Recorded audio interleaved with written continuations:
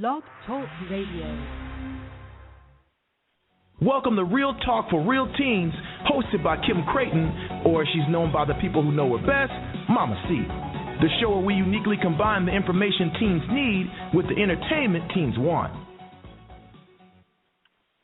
Good evening and welcome to another episode of Real Talk for Real Teens. I'm Kim Creighton, your host, as always. And this week we will be talking about student athletes.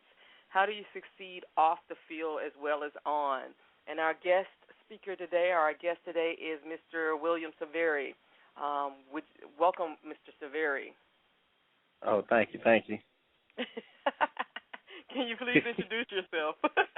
Oh, you just said welcome. All right, but yeah. Yeah, my name is William Silveri, or Coach Silveri, as most people around Clayton County call me. I'm the head guidance counselor at Riverdale High School. I'm also the athletic counselor both for Riverdale High School, and I'm the lead athletic counselor for Clayton County. I do NCAA workshops on how to get eligible to go to college. I'm always at recruiting fairs. I'm like a recruiting Nick, where I go out and I try to help students get into college and play college ball. I'm a baseball coach. I'm a football coach. I'm an avid fan of athletics, and I just do a lot of stuff with athletics, and I try to tie that in to help the students go on to college. And I am a witness to your avid fandom of athletics. Good Lord. It's like listening. It sounds like Charlie Brown's teacher hearing you guys talk about whatever y'all were talking about the other day. It's like, whoa, my Lord. I never thought there was that much to talk about in whatever sport you guys were talking about. Yeah, it gets deep. It gets deep. Yes, so that's why I have experts on, and this is a subject that I know nothing about, because if I did, I would have learned a sport and wouldn't have student loans, but that's a whole other story. So, let's talk about, you mentioned that you you said NCAA recruiting, or? Yeah, I help students become eligible to play, to get scholarships through colleges, through the NCAA clearinghouse. And basically what I do with that is I just help guide students to their path through eligibility, because you have to hit a certain number of criteria to set up through the NCAA, which is the National Collegiate Athletic Association. And they set forth a bunch of criteria for you to be eligible to play. And what I do is I help student athletes do what they have to do to be eligible to play. And if you're eligible to play, a lot of times you might be eligible for scholarships. And as we know, that's another way to get kids into school with the rising cost of education these days through their athletic prowess. So I basically just help kids try to figure out how they're going to be eligible to go to school for free or with as low as possible. All right, so let's start with that whole, since we have a criteria, and since the NCAA is that's the biggest, right? Or are there other ways? You got the NCAA, you got the NAIA, which is an independent organization, then you got the National JUCO Collegiate Association, and that's for the junior colleges. Okay. See, that's the information that these young people need. So, guys, there are three different associations, or what would you call? Yeah, they are associations, right? Yeah, they're governing bodies. Governing bodies that have criteria that one has to meet to be able to play in collegiate sports, right? Correct. And so I want to get into some of the eligibility requirements in just a moment, but I wanted you to tell me, because you just had on this past Tuesday a workshop. So I want you to explain what that workshop was about. Basically what I do is I do one for my school, Riverdale High School, and then I do one for Clayton County, and then I will also go do some for like any school, any county who wants the information. What I do is I bring parents and students together, and I just teach them how to become eligible, how to become what I like the term is recruitable, which means attractive enough for the colleges to want to come and ask you to play at their university or their college. I teach them the do's and don'ts of how to go to the next level, and I give them a reality check And because the reality check is really not everybody who plays high school ball is good enough or special enough to play college ball. I mean, only 3% of all high school athletes play college sports. And I think a lot of people think a lot of the kids think just because they play high school and they may be pretty decent that, they stand a chance to go to the next level. And that's just not true all the time. A lot of times it's not true. There's a lot of kids in a lot of dorms around the United States who all played high school football or high school volleyball or high school basketball or ran track, but they're just not good enough to go play college ball. And because that's just another level, and they take the best of the best. And I just help kids realize that either A, there's other options out there for me, or B, if there is that option to play college athletics, how to get there and how to become eligible to do so. And that's basically what my recruiting seminars are about, how to become eligible.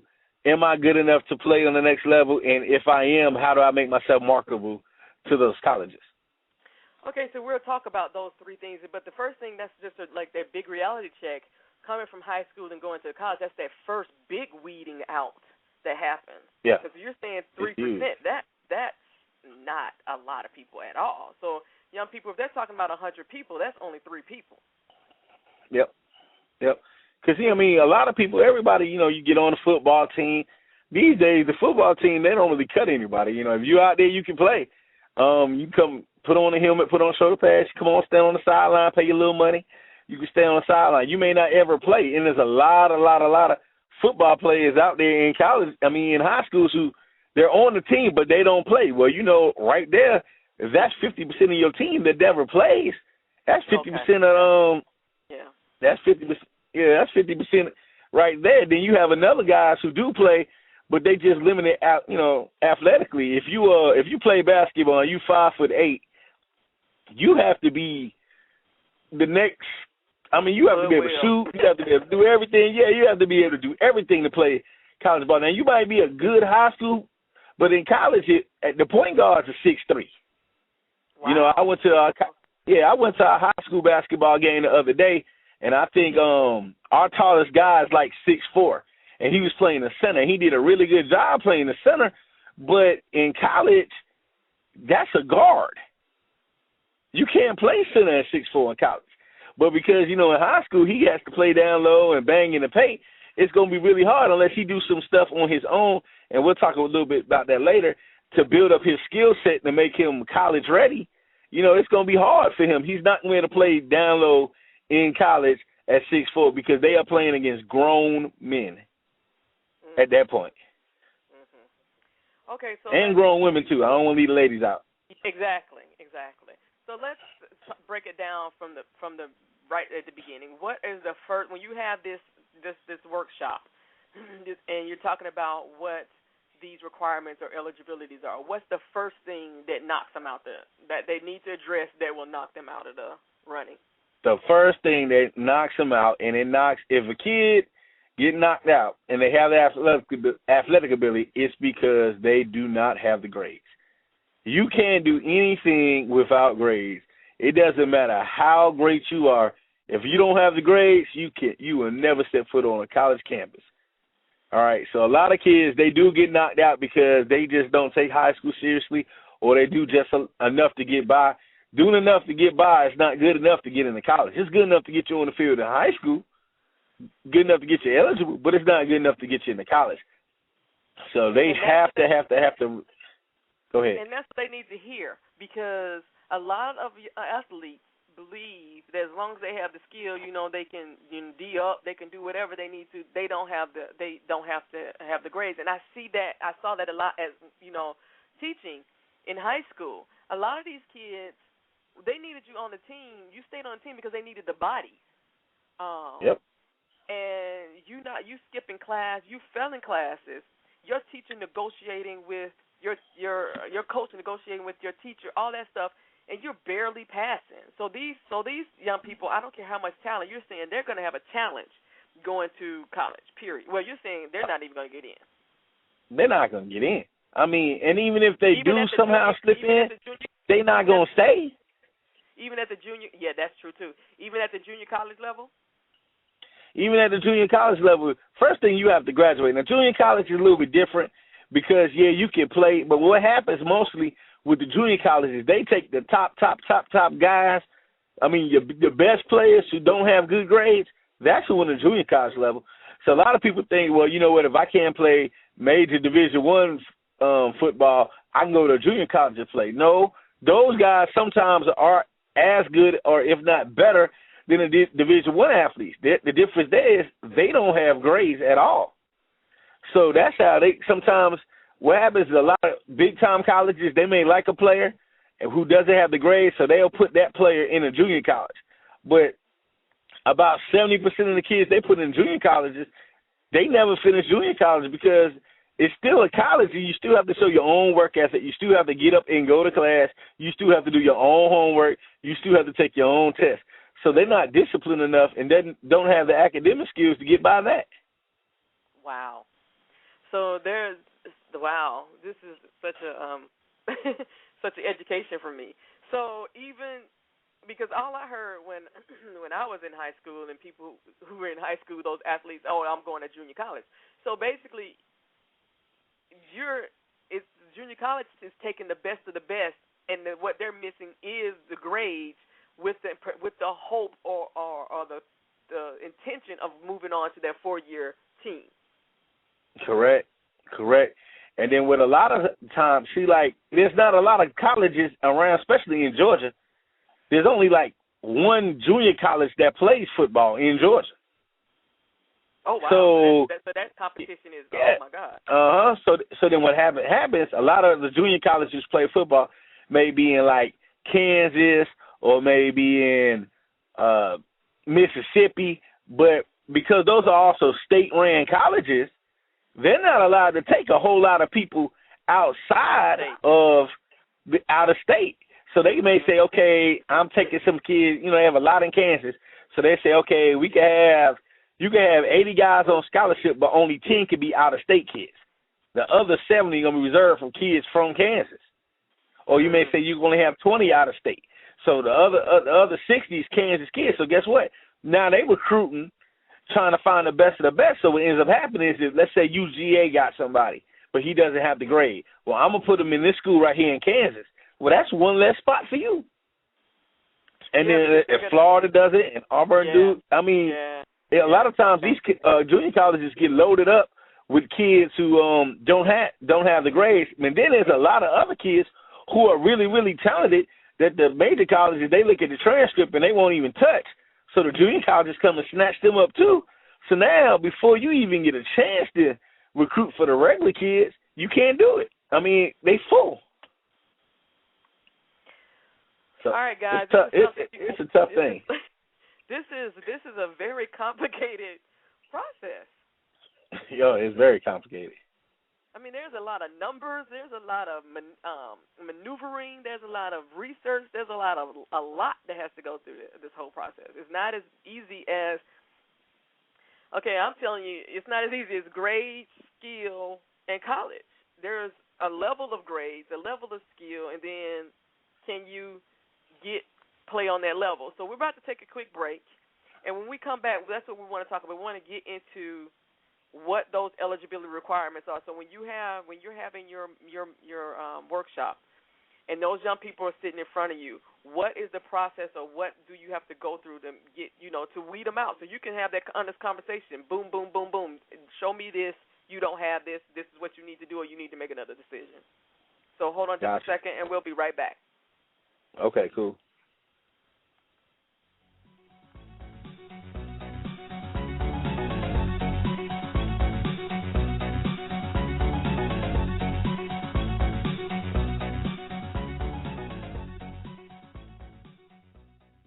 Real Talk for Real Teens is having a national co-host intern search, and duties include interviewing guests, screening calls, and queuing breaks. Now, the ideal candidate is age 16 to 20, energetic, outgoing, organized, takes initiative, and is truly interested in doing the job well. But you must have reliable access to the internet and a telephone. So please send a video 2 minutes or less demonstrating why you would be perfect for this position. Creativity counts. Send your submissions to realtalkforrealteens@gmail.com. Welcome back to Real Talk for Real Teens, hosted by Kim Creighton. To talk live on the air, call 347-539-5226. Welcome back to Real Talk for Real Teens, and this is Kim Creighton, and we're talking about student athletes, and we have with us Mr. William Silveri. So, again, like I said, this has been a very enlightening conversation just in this first 15 minutes because I know people who are in sports who, when I've talked to them about playing on the college level, they're not telling me any of this. So I'm thinking, do they even know this? Are they? It's like this is very competitive. Yeah, well, I'm blessed because, in my position as a counselor and a coach, I get a chance to work with a lot of the coaches from a lot of the colleges. So I learned a lot of my stuff just through coaches and from the colleges. And also, man, I research. Because I like to know, the top of the stuff, everything I can to help my kids get where they want to go. So, I ask a lot of coaches a lot of questions, and then they straight up tell me a lot of stuff that they won't tell student athletes. So my job is to just go ahead and impart that knowledge on them. And, sometimes the parents and the kids, they listen. Sometimes they don't. And, hey, my job is to put the information out there. Yeah, it is what it is. All right. So let's get into what these eligibility requirements are. So you said the first thing is those grades. That's the first thing. We'll start with NCAA requirements. The National Collegiate Athletic Association really is broken up into three different divisions. You got the Division I schools. Those are primarily the bigger schools.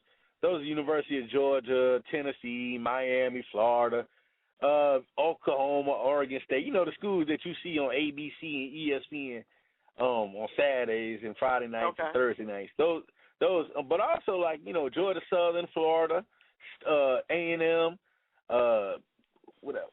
North Carolina A&T. All of those schools are Division I schools as well. So it's not just the big, huge schools. It's some of the bigger. It's basically the biggest schools in the country are broken up in Division I. Then you have the Division II schools. When you say big, you mean by population? By population, but really Division I is broken down, and it's as silly as it is how big is your stadium? Oh, okay. The bigger that's how they really subdivide. How big is your stadium, and how many sports does your school offer? Okay. All so right. you have some real small schools like Duke University only has like 4,000 students, but then you have somewhere like Central Florida who has like 72. So, it's really how many sports you offer and how big is your stadium. That's how they really determine Division I. But Division I is the most, you get the most notoriety. Everybody wants to be one squad, D1. D1, I want to go D1, which means I want to go to the biggest schools there are. Okay. But the next one is Division II. Division II schools, they don't offer as many sports, and their stadiums are not as big as the Division I schools. Schools like that are like Fort Valley, Albany State, Valdosta State, West Georgia. All those are considered Division II schools. And their level of athletics are really, really high. Anytime you go to college, you playing big-time ball. So a lot of times people think, well, I'm not a D1 caliber guy, I'm a D2 caliber guy. But they still playing pretty good ball in Division II. And then you have Division III. Division III are pretty much your academic schools, your high academic schools. They don't offer scholarships at all. They are pretty much a financial aid-based schools. A lot of those schools are your private institutions, like Oglethorpe, Emory, Johnson & Wales. All those are Birmingham Southern. All those are Division III. So like schools. Harvard and Yale. But see, Harvard and Yale, because they offer a lot of sports in their bigger schools, they're Division I. Oh, okay.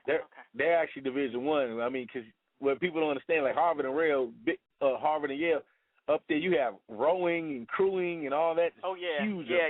You have a lot of non-traditional sports. Yeah, you got a lot of the yachting, and they have yacht teams and all that stuff right there. So and Division I, all three of those divisions, they have different criteria for being eligible. Like if you're a Division I, you have to have 16 core credits. And that's like English, math, science, and social studies and foreign language. They don't care about anything else. They don't care about anything about your little basket weaving class. They don't care nothing about weight training. They don't care nothing about you got an A in auto mechanics or you was in a marching band. The only thing they care about is the English, science, social studies, math, and foreign language. And you have to have 16 units in that area. And what happens is most of the time, if you graduate from high school the way high schools are structured now, you have your 16 units. So that shouldn't be a problem. But the way you get qualified with Division I is they take your GPA and your 16 core units, and then they match it up with whatever your SAT or your ACT score is. Oh, good So Lord. the higher your GPA, the lower you got to make. Like I got a student athlete now, he has like a 3.65 GPA. So basically, according to the sliding scale, he really just has to take the SAT to be eligible for Division I. Now, can you get into that particular school? Maybe, maybe not. But just to be eligible for the scholarship or to play, you just have to take it. But likewise, if you have like a 2.1, you really got to score almost a 1,200 on the SAT, on the 2-part, not the 3-part, on just the math and the critical reading for you to be eligible. So you struggling a little bit that way. So, and that's where a lot of our guys get caught up. Either A, they have a strong GPAs, but they didn't do that well on the SAT. So so even though they may be eligible, either one, a Division I school is not interested in them, or two, you can't get into school because your your SAT score is lower than the requirements for the school because you still got to meet the school requirements. Okay, so that's got Division you. I. And now your Division II, they only count 14 core credits, but you have to have a 2.2 or above. There's no sliding scale. You have to have a 2.2, and you have to have an 820 on the SAT or 18 on the ACT. You have to get it. There's no ifs, ands, or buts. There's no wiggle room. There's nothing. You have to have those scores. In Division III, because they don't give scholarships, basically you just have to be able to get into the school. But because those are the high academic schools, it's harder to get in. Exactly. You have to have GPA in the test scores. Yep. So that's the starting part. You have to be eligible to get into those schools. And I think a lot of people don't think about that. They think that as long as they don't think about the eligibility for the school itself. Yeah. That I have to meet the school requirements. And see, what's going to happen with these freshmen now, I think it starts in 2016, those requirements, and they're already tough, and a lot of kids are already not making them, they're increasing to the highest of the academic standards ever. That's going to be, when I say it's going to be a beast to get in school, you really, man, it's no more of this sucking and jiving. Hey, give me a D, give me a C, give me back. You're going to have to get A's and B's in order to play athletics coming up, man, because I think the minimum GPA they looking at for athletes is like a 2.4. Yeah, I know a friend, his son went to Tennessee. He graduated from Stevenson and went to Tennessee, and he was an academic phenom. He was very, well-rounded academically. And and it took him to have that just to get to Tennessee to play. Yeah. Really. Wow. When we was coming up, they just slide you on through. Man, you may not be able to read and write, but they just pass you on, and next thing you know, you in college and you going to the pro. No, it's not. The game has changed. Wow. The game has changed, and I tell all my student athletes, sometimes it's not who's the best athlete, it's the best athlete who has the grades. And that's why the whole student-athlete thing is important. And then the second piece to all that, too, is character. Because, you can turn on ESPN all day, every day, and you see Tennessee students arrested, or so-and-so got arrested, or some University of Georgia student arrested. It was a great running back. He was the SEC Player of the Year last year from the University of Georgia, Isaiah Crowell. And he got arrested on just hanging out with his friends, and they kicked him out of school. And it was on the front page of every newspaper in Atlanta, in Georgia. No coach went that call at 2 o'clock in the morning until star running back got arrested So guess what? They starting to recruit a lot of high character guys, a lot of guys who they know they're not going to get that phone call about. So that's a big thing too. Nobody wants the knucklehead on the team anymore. Wow, that because I remember being, like you said, back in the day, it was some knuckleheads, and you see it now, just like when Michael, what's his name, Turner, just got arrested for DUI after a Falcons game. Yeah. As soon as the Falcons game was over, I mean, colleges, the way technology does it, I said the coverage on the newspaper and the radio and TV does it. Like if somebody got arrested, back in the day, somebody University of Georgia player get arrested somewhere. All right, we're just gonna keep it in house and sweep it under the rug, and nobody ever knew about it. Now somebody get arrested, man, it's all over Twitter, it's all over Facebook, it's on ESPN, Fox, the local news, newspaper is everywhere. So a lot of coaches, man, they just don't want to deal with that no more. So they just strain away from a knucklehead. Because, see, a lot of people understand these college coaches, just their livelihood, their jobs depend on getting 18 to 22-year-olds to play or do what they want them to do. So they can't afford to, to mess up their livelihood fooling around with a knucklehead. Yeah, and when you put it that way, that it's just like it's being on a job. And, you're playing on a field or on a court or on a track or in the pool, but it's still a job. Then, see, and that, I'm glad you mentioned that because, see, that's another thing that a lot of people, they fail to understand. Like, I was talking to a couple of my guys the other day, and they were just talking about what, asked me what was college athletes like. And I said, well, you know what? It is a job. It's not, if you talk to a lot of college athletes, they'll like it, but they also say it ain't as fun as it was in high school.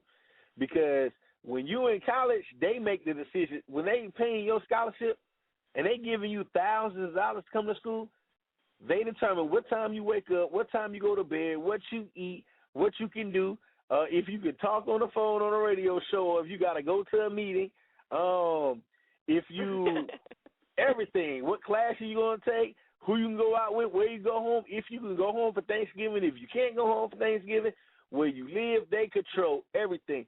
They have you on a schedule. And, like, a lot of times you may only have 2 or 3 free hours where you can do whatever you want to do. Other than that, man, you got class at 8, in at 10. You got from 10 to 12 to do what you want to do. 12 o'clock you in eating lunch. 1 o'clock you in the training table. 1:30 you lifting weights. 2:30 you in a meeting. 3 o'clock practice start. 6 o'clock practice in. 6:30 you eat. 7 o'clock you in study hall. 10 o'clock you in the bed. Wow. The next day you do it all over again. And I can see how a lot of young people aren't successful at that because they don't have that kind of structure in their lives, or period. That's a lot of structure. Oh, man, it's student athletes who come to school don't have books in their hand. So exactly. How they gonna do that? I mean, a lot of kids struggle with that too, and it's a job. It really is a job when you get to college, and that's why there's a couple of student athletes who say I just want to be a regular student because, especially if you go to HBCUs, you can't go to no parties, you can't enjoy the homecoming, you can't do a lot of stuff that the average college kid wants to do. But that's the choice you make when you become an athlete. So it's and I really want to get into that when I'm about to take a break, but I want to get into that at some point when we come back. Is because you have to find that harmony between being a student and being an athlete. So it's like that is the totality of your life. Is the whole college scene is not is not the expectation for you. Nope, your friends are your teammates. Wow. Okay, let's take a break and we'll be right back. All right.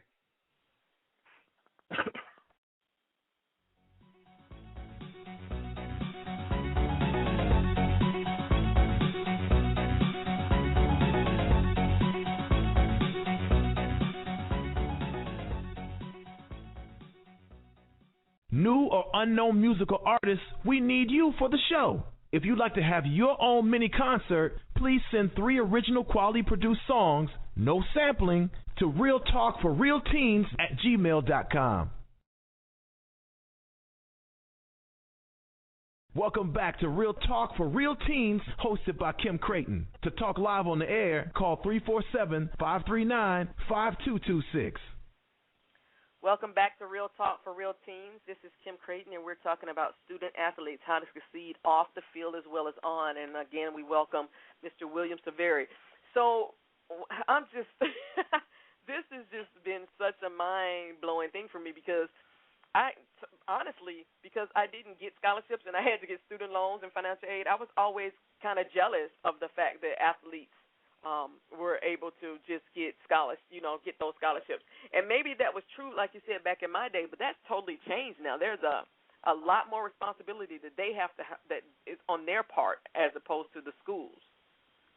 Yeah, it's tons of responsibilities because, like I said, like the average scholarship, man, depending on where you go, they might be, investing upwards of $100,000 in a student.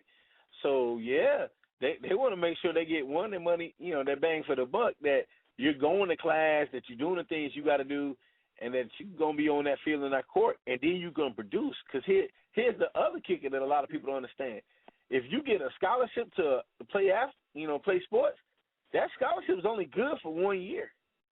After the 1 year, if you're not doing what they want you to do, if you're not performing up to that level, they don't have to renew that scholarship. And wow. It can be for any reason. Like, some people say, well, my coach don't like me.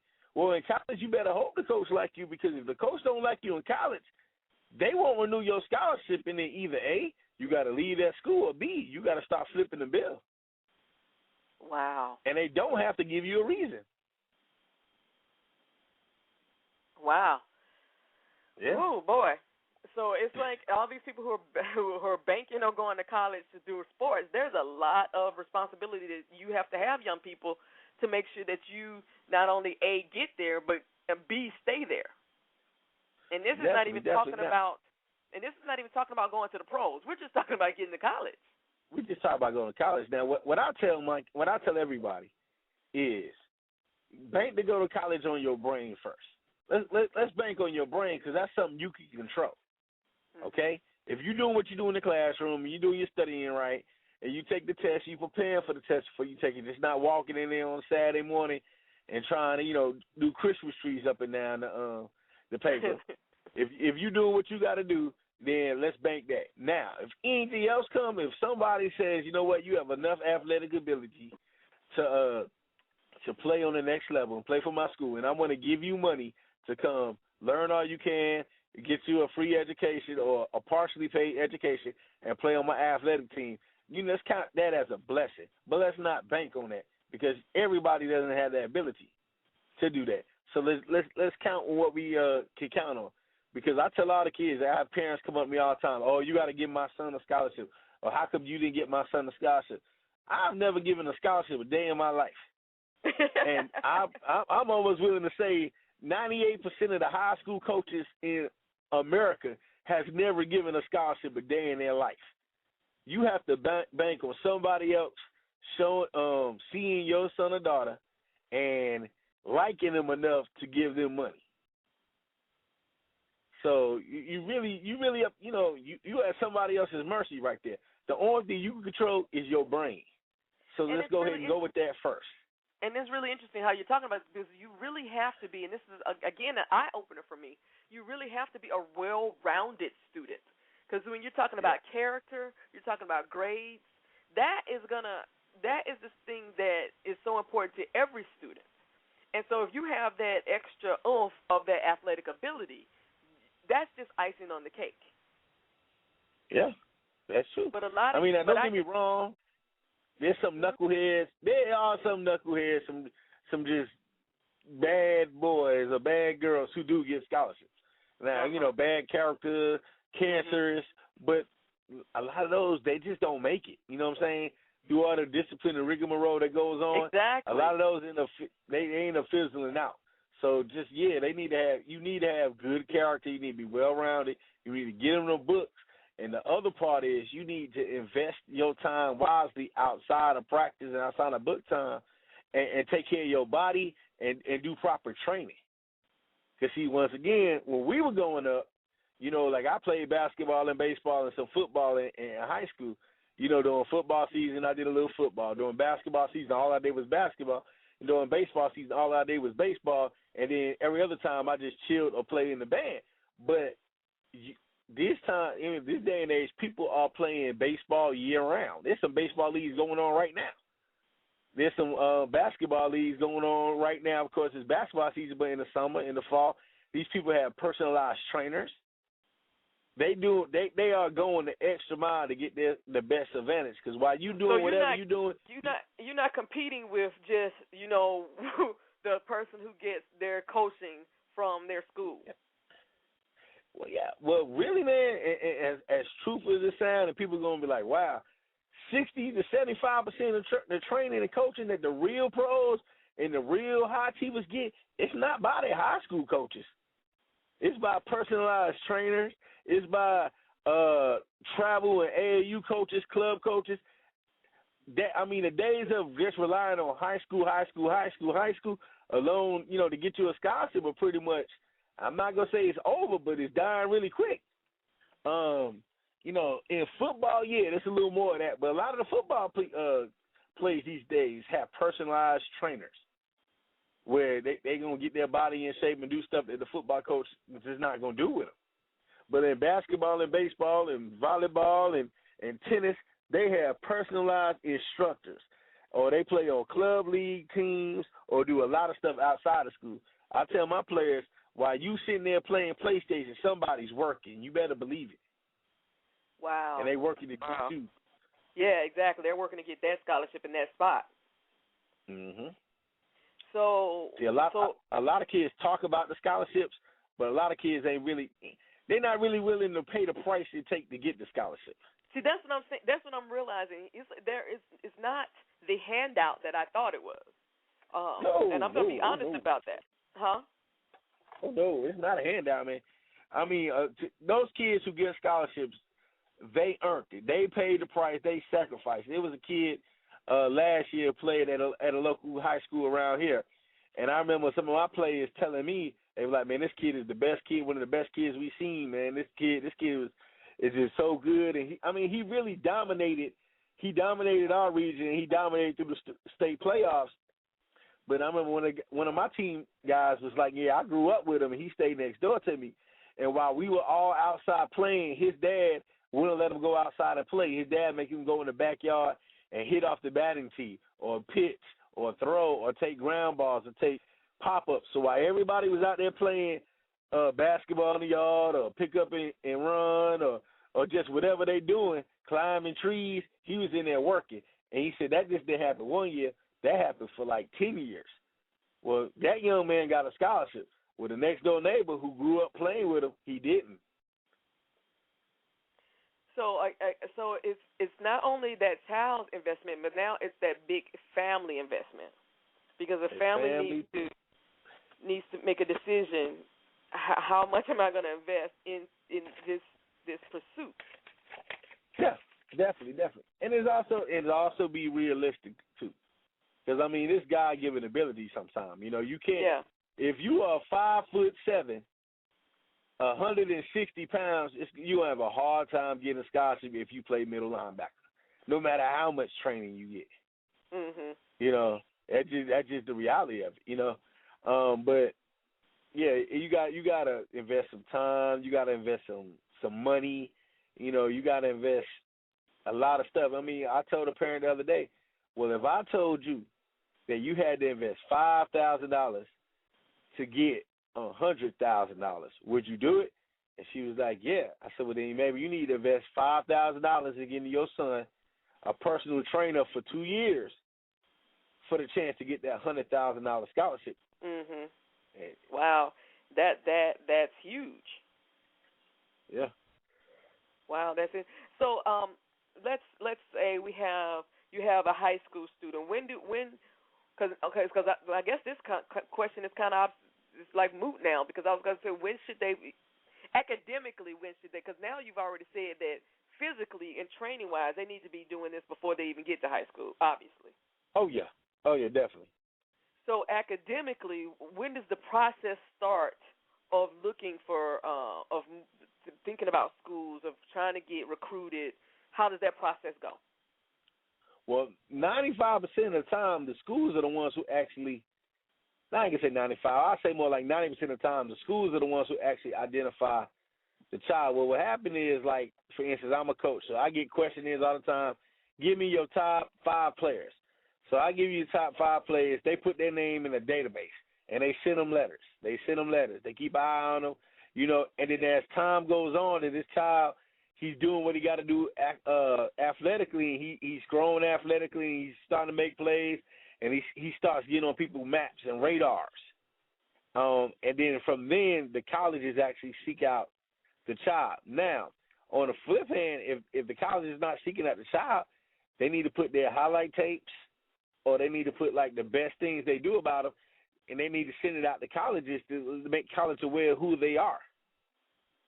So it works both ways. You know, some guys, they get recruited by the colleges, and sometimes the athletes have to recruit the college. But they have to be realistic too. And when does this start? Does it start freshman year or sophomore year? It can start freshman year. Most times, I would say, you know, if you really, really, really think you have a chance, you can identify that by your sophomore year in high school. Mm-hmm. If you're not really playing a whole lot on it's your sophomore year, then it's gonna be, unless you have somebody really, really good in front of you. You know, you really need to either pick it up or really hit the books. Your junior year is like probably one of the most important years athletically and academically you can come. If you're a junior and you still playing junior varsity, you're probably not going to get a scholarship. Wow. Just okay. being realistic with you. Mm-hmm. You know, you need to be on the varsity because, you know, colleges, they don't look at junior varsity highlight tapes. They look at the varsity highlight tapes. Okay. So, you know, that right there is very important. You probably need to make the varsity team and do well on the varsity team.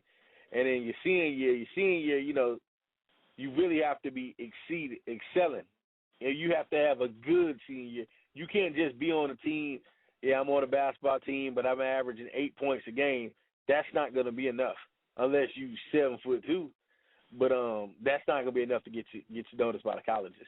You really have to be, you have to be really, really excelling in order to get a scholarship or doing something very well. This brings up to me just the fragile nature of being a teenager and adolescence. There seems to be this sets up a lot of competition amongst friends and teammates, because if you're saying, basically you're saying you have to dominate in whatever sport you're in to really get those eggs in a row. You know, you have to dominate in the classroom. You have to dominate on these tests. And you have to dominate on the field, court, pool, whatever. And so how does that, because you already said that your friends, when you go to college, are your teammates. How do they handle that socially? Well, I mean, you got to understand, in college, when you're competing with a scholar, you know, for a scholarship, you got to understand they only taking the best of the best of the best. Okay, like I said, 3% of all high school athletes play college ball. So they only taking the best, which means you have to be the best. And when you're an athlete, you got to have that killer instinct. You got to have that dog in you, like we like to say, where, you know, this is my friend, but once we on the court, the field, pool, it's our business. You know, my best friend went to, in high school, went to another school, and we were best friends, man. We grew up together. We stayed at each other's house. We did everything that best friends do. But when we played that other team, I was trying to kill him. And when he played my other team, he was trying to kill me. I tried to give him 45 points if I could. I was trying to embarrass him. And when he played me, he was trying to embarrass me too. That's just a competitive nature about it. And the real ball players, they have that.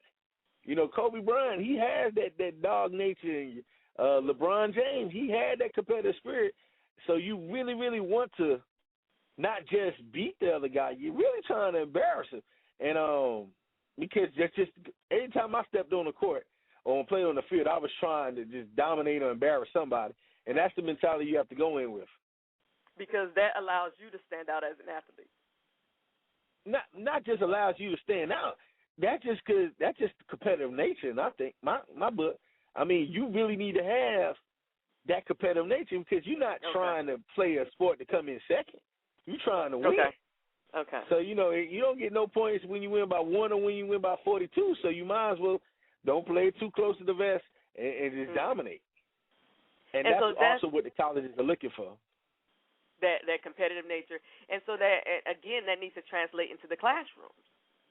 That definitely needs to translate. And so let's break because I want to take this last break because that's where I think they fall short, and there's a history of them falling short there. And I need to know what the disconnect is and how we can get young people to get on track. So let's take this last break. Okay.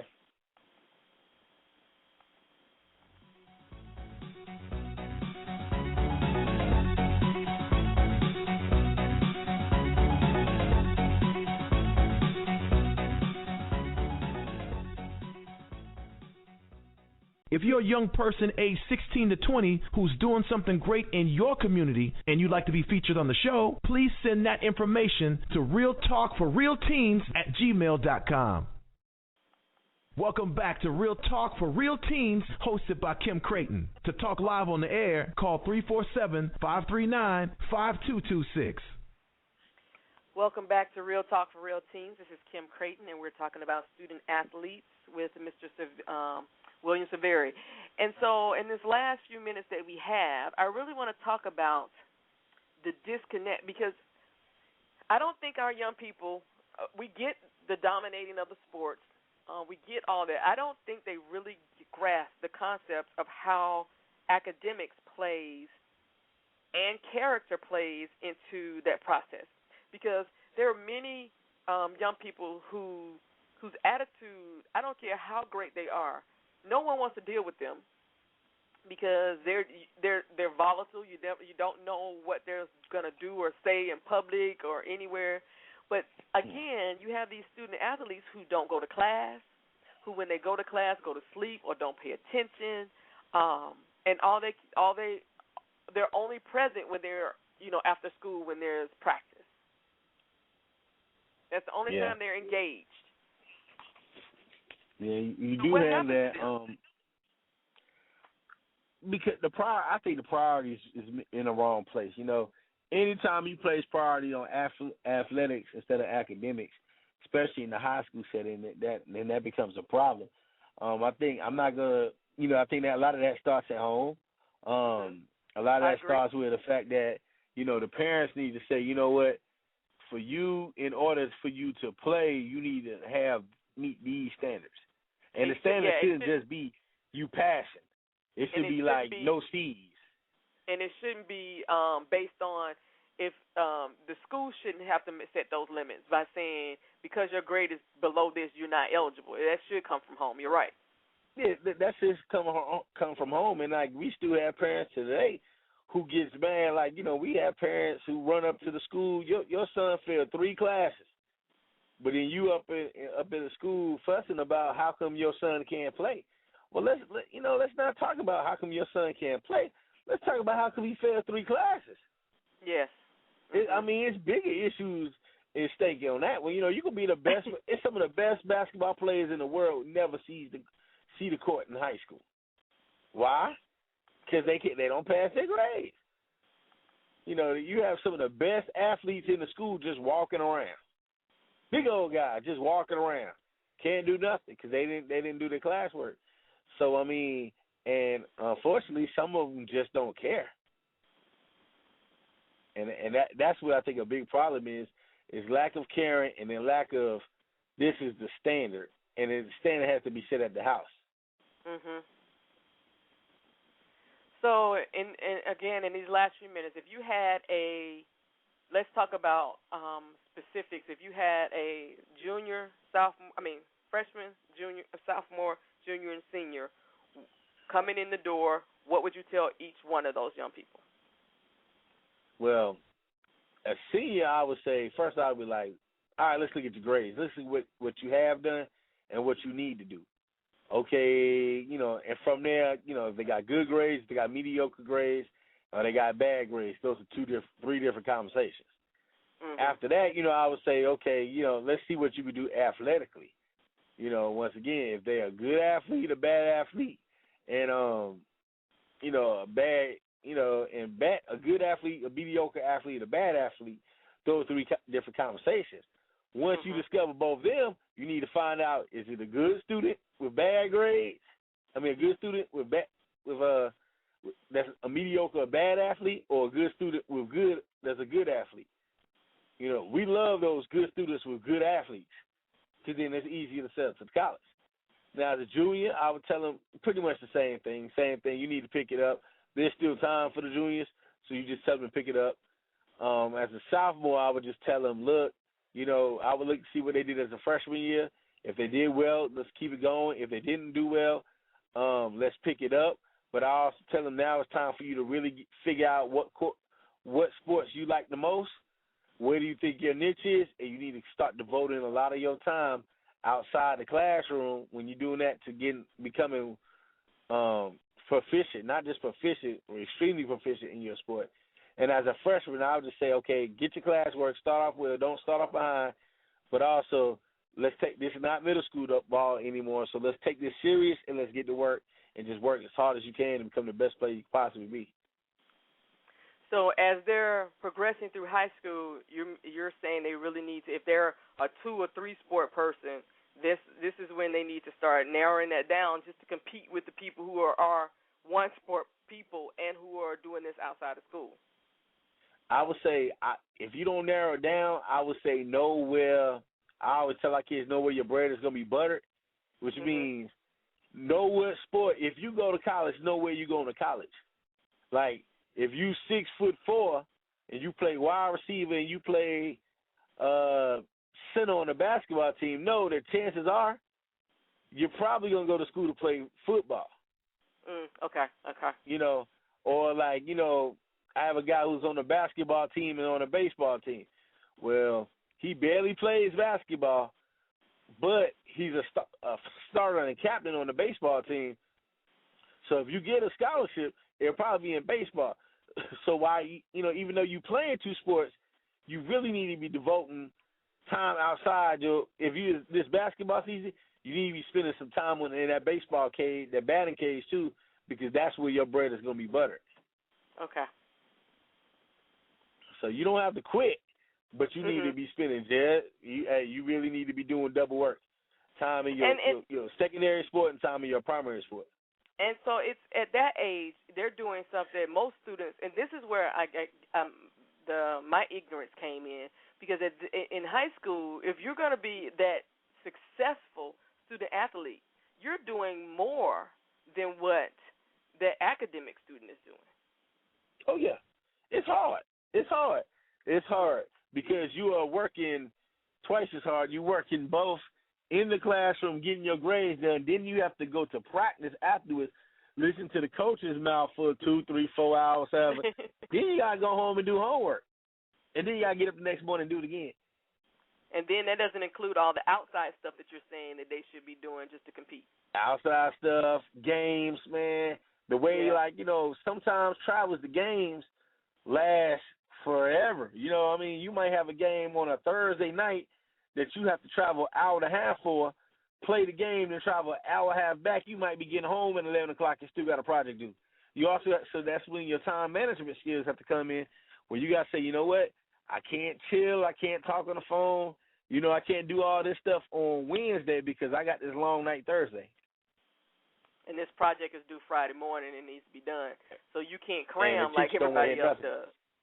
Huh? And see, here's the other thing. Subconsciously, teachers, they looking for the athlete to A, lead the way, or B, fail. But you got a target on your back when you become a student athlete, so you have to live up to it, else you're going to hear about it. Yeah, because it's always, you got time to go to practice. You ain't have time to get my project done. Amen. Yep.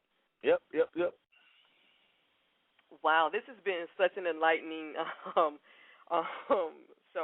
So we have 5 minutes left. So could you tell, in this 5 minutes, what piece of advice would you just give about the whole process? About, just this is no holds barred, comes, straight, no chaser, because everybody wants to be a student athlete. Hit it with the real.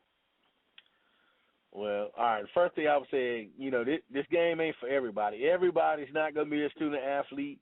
In college, you just either A, you don't have the ability, or B, you don't have the grades, or C, unfortunately, God may not bless you with the physical features or abilities, that allow you to.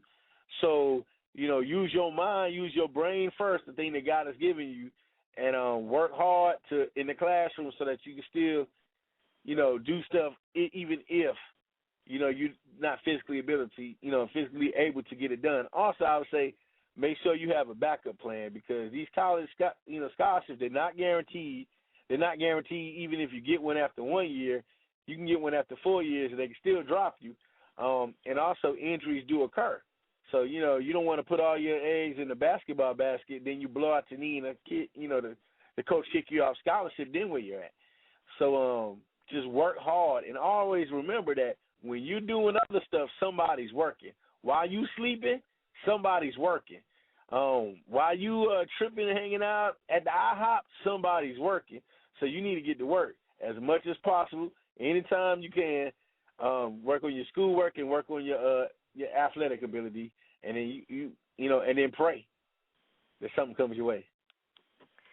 So literally, if you again, I'm dumbfounded here. If you are that student athlete, you really the things that your friends there's a decision you need to make at a young age that you know what that's just, I'm gonna have to put that delayed gratification, which a lot of people just aren't used to having. You're right. You're right. If you really want it, like people think, everything, fame is not free. You know what I'm saying? Fame is not free, and that's one of the things I always say, which means you want to be the man, you want the scholarship, you want, to get this, be on TV, you want to be the man, I got a full scholarship or something. That stuff is not free. That stuff costs, so you got to pay a price. That price may be your free time. That price may be that girlfriend or boyfriend. That price may be, I don't know, sleep. Because sleep is optional. Mm-hmm. You're going to have to pay that price to be where you want to be. Now, what do you do with that time? That's up to you. And how famous do you really want to be? That's up to you. But put your work in.